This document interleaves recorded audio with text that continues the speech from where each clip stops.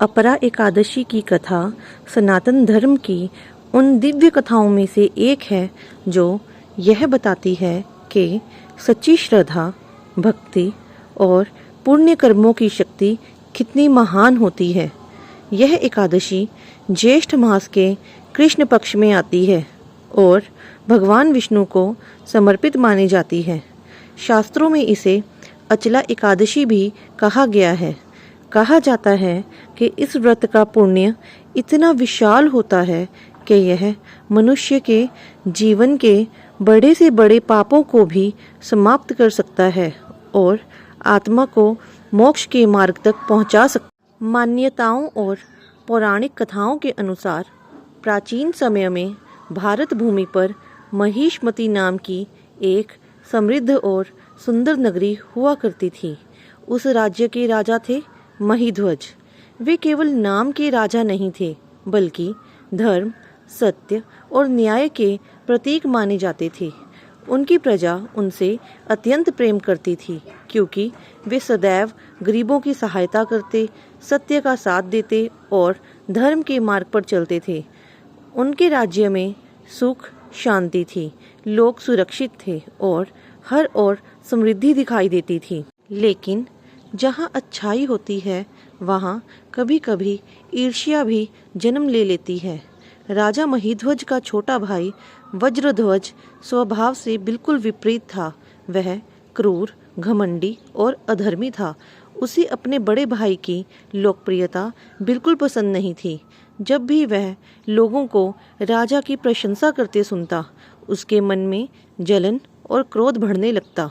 धीरे धीरे उसकी ईर्ष्या इतनी बढ़ गई कि उसने अपने ही भाई को रास्ते से हटाने का निश्चय कर लिया।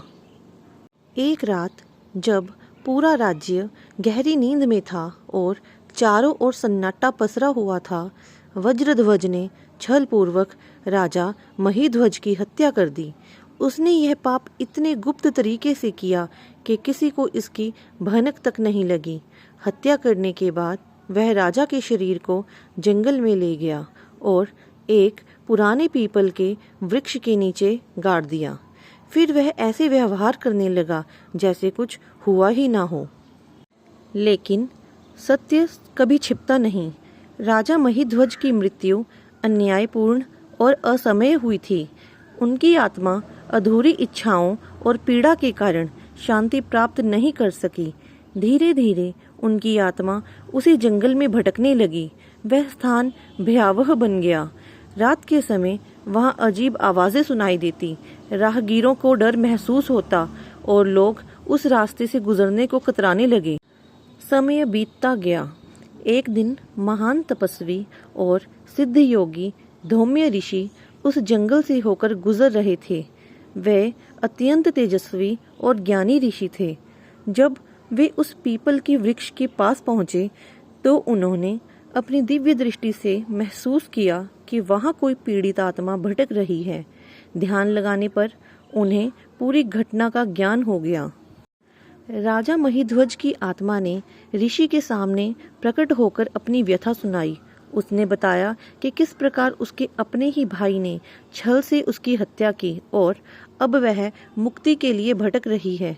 यह सुनकर धौम्य ऋषि को उस आत्मा पर दया आ गई। उन्होंने राजा की आत्मा को आश्वासन दिया कि वे उसे इस कष्ट से मुक्त करने का उपाय अवश्य करेंगे। धौम्य ऋषि ने ज्येष्ठ मास की कृष्ण पक्ष की अपरा एकादशी का व्रत पूर्ण श्रद्धा और नियम के साथ किया। उन्होंने दिन भर भगवान विष्णु का ध्यान किया, पूजा अर्चना की और रात्रि में जागरण भी किया। व्रत पूरा होने के बाद उन्होंने उसका समस्त पुण्य राजा महिध्वज की भटकती आत्मा को समर्पित कर दिया। जैसे ही अपरा एकादशी के पुण्य का प्रभाव आत्मा को प्राप्त हुआ, उसी क्षण राजा महिध्वज का सारा कष्ट समाप्त हो गया। उनकी आत्मा दिव्य प्रकाश से भर उठी।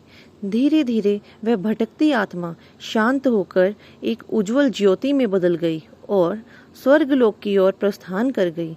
पूरा वातावरण दिव्य प्रकाश से भर गया। उस दिन से वह जंगल फिर शांत और पवित्र हो गया। इस कथा से यह शिक्षा मिलती है कि अपरा एकादशी केवल एक व्रत नहीं बल्कि आत्मा की शुद्धि और मोक्ष का मार्ग है। यह व्रत इतना प्रभावशाली माना गया है कि इसके पुण्य से जीवित व्यक्ति ही नहीं बल्कि मृत आत्माओं का भी उद्धार हो सकता है। पुराणों में कहा गया है कि जो मनुष्य श्रद्धा, संयम और सच्ची भक्ति के साथ इस एकादशी का पालन करता है उसे महान यज्ञों, तीर्थों और तपस्या के समान फल प्राप्त होता है। अपरा एकादशी हमें यह भी सिखाती है कि ईर्ष्या और अधर्म अंततः विनाश की ओर ले जाते हैं, जबकि सत्य, दया और भक्ति आत्मा को परम शांति प्रदान करते हैं। भगवान विष्णु की कृपा से हर पापी भी सही मार्ग पर आ सकता है और हर भटकी आत्मा को मुक्ति मिल सकती है। यही इस पवित्र एकादशी की सबसे बड़ी महिमा है।